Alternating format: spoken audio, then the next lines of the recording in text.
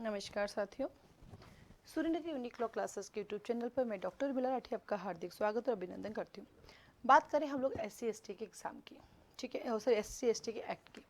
SC/ST के act पहले आपको बहुत कम पढ़ने को मिलता है, लेकिन इन दिनों बहुत सारे ऐसे एग्ज़ाम हैं जहाँ पे आता है। अभी हाल ही में मैं MP ADJ का मेन लिख कर आई हूँ, जहाँ पे SC/ST से क्वेश्चन थे हमारे पास टोटल 3, जिसमें से एक क्वेश्चन था 15A, अपने आप में क्वेश्चन देता है, एक सेक्शन 3 से क्वेश्चन था और एक एक्स्ट्रा क्वेश्चन था वहाँ पे, ठीक है। इसमें इस SC/ST एक्ट को करने के लिए इसमें आप देखेंगे अपने बैरक में कि एक्ट दिया हुआ है और साथ में पीछे देखेंगे रूल्स भी दिए हुए हैं। वैसे हमारे जब सिलेबस होता है तो कभी रूल्स की चर्चा नहीं होती है, लेकिन प्रैक्टिकली जब आप कोर्ट में जाते हैं तो इसके रूल्स ही काम आते हैं। तो इसमें से एक दो ऐसे रूल है जो हमारे एग्जाम के लिए काम के होते हैं, बाकी तो हमें एक्ट ही पढ़ना होता है।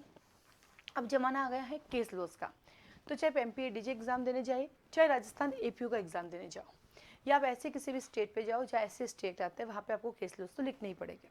अभी कल की चर्चाएं, मैं पुष्कर गई थी तो मेरे साथ जो मेरी गाड़ी चला रहा था तो बता रहा था कि मैडम जिस गांव से हम निकल रहे थे, बोला इस गांव के अंदर जो है 40 लोग जेल में बैठे हैं और उन्होंने जो SC/ST के 3 लोगों का मर्डर कर दिया था और 15 साल हो गए हैं केस चलते हुए, लेकिन अभी तक किसी को सजा नहीं हुई, कई लोग तो जेल में मर गए, तो उनको बेल नहीं होगी क्या? मैंने कहा नहीं, यदि उन्होंने SC/ST को मारा, वो भी 3 जनों को मारा है, तो बेल तो होना भूल ही जाओ, क्योंकि SC/ST एक्ट में बेल जो होती है वो होना पॉसिबल नहीं होता है, तो बेल तो इसमें मिलेगी नहीं। तो उस केस में क्या करना पड़ेगा? तो बोला उस केस के अंदर जो है आपके केस चलता रहेगा और जब फाइनल डिसीजन आएगा केस का तभी डिसाइड किया जाएगा, ठीक है। तो इसलिए वहाँ पे बेल वेल तो होती नहीं है, ठीक है। तो बता देते, तो इस एक्ट का कितना बड़ा रोल है कि इसमें आपको बेल भी नहीं मिलती, सोचो कितनी बड़ी बात है।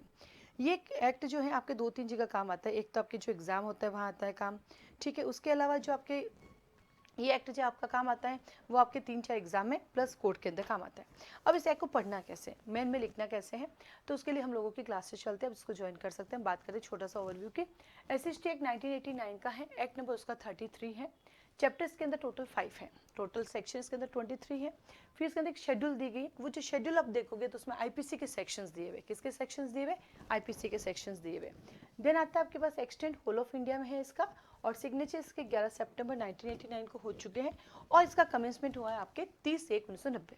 इस लाइन को रट लो, क्योंकि आपको राजस्थान APU के एग्जाम में इस लाइन में से पक्का एक क्वेश्चन मिलेगा, क्योंकि यहाँ पे APU के एग्जाम का जो पैटर्न चलेगा उसमें आपको कमेंसमेंट डेट भी पूछेंगे, आपको एक्ट नंबर भी पूछ सकते हैं, आपको सिग्नेचर डेट भी पूछ सकते हैं, है ना। तो ये सब चीज़ें आपको 100% हो जाएगी, तो पहली लाइन ऐसे ही याद करो।